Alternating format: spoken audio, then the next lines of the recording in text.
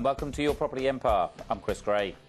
On tonight's show, what are the tax impacts of the banks forcing many investors to repay principal and interest loans as opposed to interest only?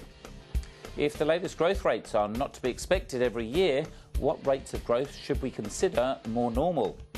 And if the Sydney market is viewed as high at the moment, is buying still an option? Well, joining me tonight to comment on our stories is Stuart Ward, Director of Bell Partners Accountants. Welcome to the show again, Stuart. Good to see you. You too. Now, we've obviously heard a lot about the banks wanting to move parts of their loan book from interest only to principal and interest. So what do you finding that really means to the market? Well, it's putting some holdbacks on the market, because basically what it's saying is it's increasing their repayments from, say, interest only at, say, $1,000 for argument's sake, to a P&I repayment of, say, $1,300. So it's putting a bit of a restraint on the amount of debt you can have and the amount of debt you're actually applying for, and maybe even the price that you may be able to go to when buying a property. Now, I guess for some people, then kind of toning it back maybe 100 or 200,000 doesn't make a difference. But I guess for those, I mean, we keep hearing all this stuff about affordability. I guess there's a lot of people, it could be a difference between buying a property and not buying a property. Yeah, I mean, absolutely. It's especially for someone who hasn't got a lot of equity to bounce back on. So, for example, if you've got equity and you've got a fair bit of it, then you can still kind of go up there and be quite confident you've got plenty of room to move. But if you're going there and buying your first property and you've been told you get a 1.1 for argument's sake, and it just goes past that 1.1, or someone's actually having a competition with you and bidding up a little bit further, 5s, 10s, whatever it may be, and you get to that 1.1, you can't go, then it's been putting a bit of big restraint on some of those buyers. And I guess for some people, one thing we talk about on the show quite a bit is the rent-vestor philosophy of maybe you can't afford to buy the home that you want in the suburb you want, so maybe you've got to rent instead. I guess that's going to push a lot of people that way as well. Yeah, I mean, it's always a careful suggestion, that, because going into markets so you don't know as much as you perhaps do in the markets you live in or know very well, especially with the infrastructure that's going on. We've got light rails, we've got highways, we've got hospitals going in, all sorts of things happening in the market, and the state government's really putting some money back in. So it's things to look out for when you're going to those weird markets. Now, are there any tax impacts of what the banks are trying to do? Absolutely. I mean, for an accountant, for a tax accountant, we're always saying interest only in your investment loans and P&I on your home mortgage. But in this kind of market, we're being pushed towards considering P&Is, and so therefore you may have a P&I on your home and a P&I on your interest. Sorry, your investment. So therefore, we're sitting there going, right, well, just make sure you try and flip it the other way. But we're being forced to consider that principal might come down. That means your interest is going down and down. That means your tax deduction is going down and down. So there are some definite tax impacts on those, yes. Now, it always seems as negative. Surely there's got to be a bit of positive in the market somewhere? Well, I mean, I always, I'm not talking about tax all the time. I'm always saying that paying off a little bit of your debt is actually a good thing. We're all here to own as much property as we can and get as much equity as we can and be as wealthy as we can. And by paying off property debt, you're actually owning more of the property. So when it comes to selling the property in 10, 15, 20 years, whatever it may be, you're looking at the change between the price and what you owe, and obviously you've got more equity in it. So that's a positive, and the more money you can walk away with. Now, forced saving has always been a very good thing, because I guess when there's so many other things that young people could be doing, of going out having fun, going travelling, buying the latest iPhone or iPad, whatever it is, the people that do have a property, that forced saving philosophy is probably one of the biggest wealth creators that people have. Yeah, I mean, I don't think of the word mortgage. I think of the word discipline. I think that's really all it is. A mortgage is basically the bank ringing you every Friday and saying, please transfer $200 to my bank account rather than your own, and therefore I'll pay your mortgage off for you, and you won't have that money as disposable income. Even like things like having your mortgages with one bank and having your fund account or your spending account with another bank, and putting all your money on the left-hand side with that mortgage bank, and then transferring only what you want to spend into your fund account or your everyday spending account. Therefore, if you're out and you've got some influences of drinking a beer or whatever it may be, you can't get that money for 24 hours. And just the little things like that, the little disciplines in your life can make a huge difference. And then therefore you've got more money on the left-hand side of your ledger. It's always good to have an accountant that talks about having a fun bank account, so that's always a good thing. Now, I guess there's always some people out there that saying, oh, this isn't fair, and they're kind of stamping their feet and saying, oh, that's not the way it should be. But as a property investor, especially when you're investing for 30 years, you've got to expect that the market is going to change. I mean, for instance, in the UK, from what I believe, I've still got properties over there, is that they're actually saying that the interest on your mortgage, they're tapering that out, so suddenly you won't actually be able to deduct anything on your mortgage. Yeah, I mean, that's always the way. We're talking about changing markets and negative gearing and the impacts of government and what are we going to do with the market as far as property market going in certain ways. Are they going to change the legislation? All these things are all going on in the background, and the banks and everybody's just trying to work together to make sure we have the best outcome and make sure we have a consistent property market, not a market that might go up or down or things like that. It's just a consistent growth and a market we can rely on. So, you know, if everybody's got that kind of consistency in their lives, and we can all make more educated decisions. Now, are the banks doing this for fun, or is there a bit of reasoning behind this?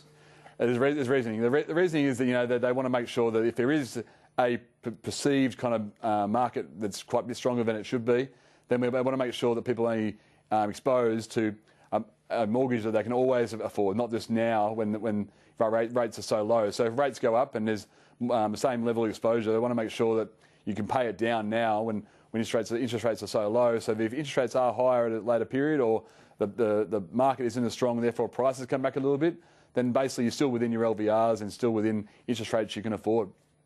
Now, probably another comment to make for the people that maybe can't buy a property now, or they're finding it really, really tough, is quite often these rules aren't forever, are they? They're part of the cycle. Just as the property increases in value and goes flat, then these rules are unlikely to stay forever.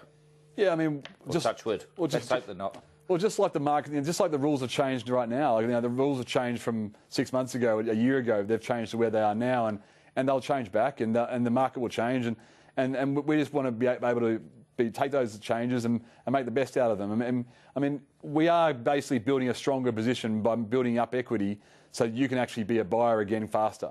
That's the best way to look at it. Is you actually the bank's actually forcing you by having a discipline in your life to make sure you can actually go again and buy again, and the market can be consistent because there's always buyers in the market. So, you know, don't think of it as a negative, and don't walk out thinking the bank's against you. The bank's actually trying to look after you as well.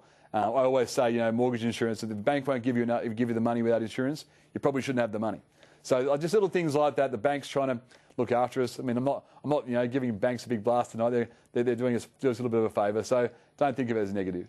And probably it's a good thing bringing up lenders' mortgage insurance. So previously, if maybe you had a 20% deposit, you could buy the property. Now you can't. Lenders' mortgage insurance is one of the avenues that you could go down to see if that could be useful for you, but also is maybe getting a second job or going in with their brother or sister as well. Yeah, I mean, mortgage insurance, is just there to basically say that the bank hasn't really trusted you to buy the property at the exact price that they would have bought it at. So therefore, they'll go in there and say, well, we're on mortgage insurance to make sure we rely on that price. And those kind of things are basically just, you know, safety gaps in the market. And you've got to pay for those safety gaps, obviously. But then obviously, as you said, there's other ways of making sure you can afford your discipline by having a second job or going with a relative. They're a bit weary as well. You've got to be careful of those kind of situations, because if you are buying with somebody and their situation changes ahead of your situation or vice versa, then you might have to have a baby in your life or whatever it may be, school fees or whatever it may be, or changing of jobs, changing of areas you live in. All these kind of things are just changing your lives, and you can't always rely on the other person who's in the property with you changing their lives exactly the same as you. So just be careful of those kind of situations. We don't want you to have to sell a property if your other partner doesn't want to sell a property. All those kind of things can be very, very touchy subjects. So certainly not the end of the world out there, and as always, get some advice before doing things with a mortgage broker, a lawyer, and obviously an accountant as well. Well, now it's time to jump to Charles Tarbey. He's going to give us an update with what's happening around Australia with the property market. How are you doing, Charles? Oh, good, thank you, Chris. Stuart, how are you doing? Good to see you as always. Well, let's jump into the auction clearance rates. Yeah, thank you, Chris. Been pretty good, actually, in spite of every negative bit of feedback you hear about them. 71.5% with the clearance rate, so they're up on this time last week, which was 70.7. This time last year was 74.9, so it's matching pretty well. Sydney came in at 71.1%, and that was followed by Melbourne, which did very, very well at 75.7%. So when you look around the country, so even Canberra came in 70s also. So you look around the countryside, it's doing pretty well still, again, in spite of all of the negative press you've heard about clearance rates. Some suburbs are doing better than others, but mostly the clearance rates are in a very, very strong position. Yeah, look, there's definitely some mixed reports there. I saw some on social media before talking about Sydney going down to 50%. So we'll keep in touch with you and see what comes up. Next one is homes advertised for sale. Yeah, some good news finally. They've been negative for quite some time, quite a few number of weeks. It's only a modest increase, but we've had an increase of 0.64%. So that sort of climb is what we need on a regular basis, and a little bit more coming into springtime. So I'd suggest that we're probably on the rise now. I know that a lot of the auctioneers I speak to are booking in a lot more auctions. So if we keep an eye on that, I think you'll find that there should be some upward movement with the houses coming on the market or being advertised for sale. So we might see Tom losing a bit more hair if he's got to work a bit harder at the weekend then. Well, let's move on to rent price movements. Yeah, the rent price movement, when you look at it over a long period of time, there hasn't been a great deal of movement, which is really quite fascinating. Obviously, prices have gone up crazy and rents have stayed stable and yields have come back accordingly. But the best performing one were the ones that weren't performing so well last week. And so Hobart came in best this time over last week. There was an increase of 1.10%, and Darwin came in at 0.77% up. The one that went backwards this week the most was Brisbane at negative 0.22%. So those capital cities of Hobart and Darwin, which were moving in a negative territory, actually started to improve again. Cool. And finally, the vacancy rates. Look, I'm really pleased about some of the vacancy rates that have been coming in. We've been watching those very closely. What's been the most successful city has been Melbourne. Now, Melbourne came in at 1.05%. That's been like 4 to 5 weeks now, better than Sydney, and that is an exceptional vacancy rate when you look at the overall marketplace. Sydney came in at 1.76%. Again, a very, very respectable vacancy rate. But the one that we've been watching for so long, and watching how it's gone crazy through the roof over the 10s, has been Perth, and that marketplace has continued to decline in vacancy rates, down again this week to 8.03%. So I'm pretty pleased about that. It's given us a vacancy rate across the 3 capital cities of 3.62%. So keep an eye out on Perth. The price of property in Perth only dropped minimally in the last quarter, 0.3% also. So I'm really confident that Perth is starting to move into the right direction again after stabilising. Wonderful, Charles. Well, very, very quickly before you go, we're just talking about the changes in the mortgage market. We know you've got a mortgage broking book as well. Do you think things will get worse before they get easier? Chris, I'm sorry, I couldn't hear that. Were you asking me about whether or not you needed a haircut? Because if the answer is that you really wanted to, yes, I think you need to go back to the straight bald. Time to cut you off then, Charles. Good to see you. We'll see you again next week. Thank you. Ta. Now, we're going to take a short break. We'll be back soon.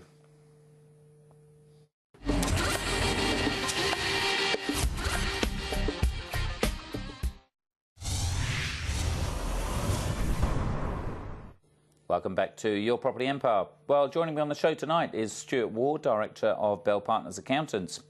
Now, for many in the media, the Sydney market is viewed as high at the moment, so is buying still an option? What are your thoughts there, Stuart? I think it is. I think the market's definitely ever changing. I think it's a market that we keep an eye on because it's not always the same. I mean, there are marginal movements both ways, and I think at the moment, as long as we can still buy well, the overriding factor is always buying well. And the more agents you can know, the more research you can do, knowing where your limits are, knowing where rents are, knowing where interest rates are, knowing your exposure with the banks. All of these things are really important. And if as long as you are buying within your means and buying within your limits, then yeah, today can be as good as yesterday. And as long as you're knowing the markets, yes, it can still buy now, yes. And again, I guess it really depends what market you're in, because there's a big difference between spending 500, a million, 5 million and 50 million, for instance. Yeah, I mean, I was on the phone to an agent on the Northern Beaches just last week, and I was saying to him, when your phone goes, what's the automatic price you think about when a property's going to sell? And he said $1 million. And I remember, like 10 years ago, you'd ask the same real estate agent the same question, and he would have said 400,000, 500,000. So right now, if your automatic go-to when the phone goes is $1 million, well, that means that's the properties that are transacting most regularly. That's where the real estate agent's head's gone to when you're ringing on the phone. So therefore, if that is a property market that's always transacting, that's kind of where the most buyers are. So you can either hold your price as much as possible in that kind of market. The market you're talking about, $2 million market or a $3 million market or a $40 million market, those kind of markets don't have as many buyers. So there can be bigger movements in those markets because obviously the number of buyers, the more demand there is, the better the price. Yeah, so quite often we say if you stick within 80% of the median value, then there's a large amount of buyers and renters around there, so it's certainly going to be easier. Now, what are some of the key considerations that you've got to look at? Obviously, stuff like infrastructure spending by the government would be one thing. What are maybe some of the others? Well, I mean, there's the bigger ones. Yeah, the bigger ones are like the infrastructure. There's a hospital going in French's Forest at the moment in Sydney. There's new M4s, widenings, and Sydney's got a lot of stuff going on right now, and even Brisbane does as well. So a lot of those things are bigger, wider things that you got to keep an eye on, and you got to search a bit deeper and making sure you know about those things, like by reading government gazettes and things like that. Those kind of things are a lot bigger, and you've got to make sure you get in touch with those. But the smaller things are things like the built-ins in the bedrooms, the size of the bedrooms, the balconies, the aspect. Is it north facing? Is it east or west? Where the sun is in spring, where the sun is in winter is different places. The size of a balcony, carports, and lock-up garages. These are all very important things. And I would have said that they can be most important things. Because distinctive properties are ones that will transact better and hold their price better. If you're just going to say the property is the same as the one next door or the one the same behind, well, therefore your property price is going to be a little bit more fluctuating as far as the ones next to you. But if you've got something different, i.e. a harbour view or something that's going to make your property better, that's going to hold a price a lot better. Now, what happens if you can't afford the Sydney market because of the things we talked about before the break and you need to look elsewhere? Well, then your advisor comes in more and more important, like, whether it's a buyer's agent or accountant or anybody with that kind of professional advice. That's going to be more and more important. If you're buying out of the area, then you need to get advice as to somebody who knows the area. Because we don't want a mining town to dry up. We don't want different changes in that market to change, and you not know about it before you go into it, and therefore you haven't provided for it. We don't want to have a price of $700,000 for argument's sake on a purchase price, and because of something changes, it goes down to 300 or even less. So just be careful of those markets. And as I said, the most important thing in those kind of out-of-market purchases is your advisor. They're going to be the people that know the most about it. So certainly do a lot of research and do your double checks and get some advice is always the classic thing. Sounds good. Well, now it's time to jump to Tom Panos. We're going to take a look at another property that's hitting our papers this weekend. Good to see you as always, Tom. Hi, Chris. How are you going? Very good, thanks. Let's jump into the property. Yes, 10 Clarendon in Stanmore. It's going to auction later on this month. I've selected it because the owner's actually interior designer, stunning transformation of a property. And Stanmore, rarely do you get homes of this size on a big block of land as well. So I'd suggest anyone that's looking for a family home, something that's not too far away from Stanmore Village, something that doesn't need any work, to have a look at this property. It's going to attract a lot of interest. I'm actually doing the auction on this one, and I expect that when I get there, there'll be plenty of people that are registering, and you've got 2 to 3 weeks before the auction for this one. Now, Charles was saying just before the break is expecting a lot more property coming onto the market. You're going to have to work a bit harder, Tom. Yes, well, that's the issue. When you've got more to compete and properties are on the market in competition, I've got to work harder at convincing people that this is the one for them. Now, not all property is selling these days. The auction clearance rates are coming down. So what do you do if your property hasn't sold? Chris, if your property hasn't sold, it's either the price is too high or the marketing is poor. And I think that as a vendor, you need to address those issues. If you've had a good real estate agent and that agent has actually been in contact with you and giving you the feedback, certain times, Chris, there might be things that you might be able to do on the property. There might be something that you can move to create more space, create more lighting, redecorate. But a lot of the times it is unfortunately a crucial conversation that the agent may not have had with the vendor to tell them that what the buyers are saying and what the vendor is hoping to get are two different things. So, you know, sometimes the best idea, Chris, is to actually relaunch the property on the market, where you put it back on realestate.com, you maybe adjust the price, you might use a few more different photos, and you actually look like you've relaunched it as a new listing to get away from that stale look that sometimes things that are unsold create to the buyers. Now, Tom, on another subject, I'd like your thoughts about parking these days, because it's really changing over the years. With a lot of developments in the CBDs, quite often they're not after parking. There's all this Uber and bike racks and the rest of it. But recently in our area, we've suddenly had 2-hour parking come in. So suddenly if you're leaving your car on the street, you're pretty stuffed.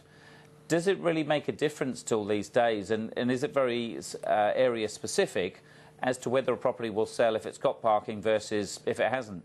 It's area specific, Chris, because there are certain places in Sydney and Melbourne where people look at parking as being an absolute bonus. There are other parts in Australia where parking seems like it is something that you will get as a minimum 1 to 2 or even 3 off-street parking. Chris, the way society works, it's changed. No one would have thought, I would not have thought that a safest way for a 14 or 15-year-old person to travel now is to potentially have their own Uber account, because it'll get them from A to B. So I just think that what's actually happening is that as we change the way that we're living, that also what people's expectations are with the kind of properties that they're living is also changing. So if you're in the inner city, I think now, whether you've got 2-hour parking or whether you've got 8 hours parking, I think people are being pretty used to the fact that parking is going to be an issue, and that they make various arrangements to address that issue. And again, because quite often when you're selling, you're always talking about who's the potential buyer. Now, I know it's probably a good 10 or 15 years since you had to think back, but when you've got a pram, you've got the groceries, you've got a baby, and you can't leave the baby on the street, you can't leave the baby in the house by itself, if you're parking a long way away, it's a major problem, isn't it? Yeah, it is. But Chris, I've got to tell you, in a lot of these village hubs that we see that have emerged in suburbs right around Australia, people now are doing a lot more walking. And what you'll notice is they're more health and fit conscious. And I see plenty of people taking a stroll and a pram going from their home to the shopping centre and back. There are plenty of times where people previously would have driven to places, and now they're actually walking to them. But I think it is based on the situation. If you're in the inner city, it's more acceptable that parking may be an issue. The further you are, and in regional parts of Australia, you'd expect a nice big double garage. They must be following your 5 a.m. club and getting fit. Good to see you as always, Tom. We'll see you next week. Thank you so much. Now, thanks for joining us this evening. Until next week, I'm Chris Gray. Good night. Featured in this program is general in nature and therefore should not be relied upon. Guests appearing on the program may have commercial arrangements with some of the companies mentioned. Before making any investment, insurance or financial planning decisions, you should consult a licensed professional who can advise whether your decision is appropriate for you.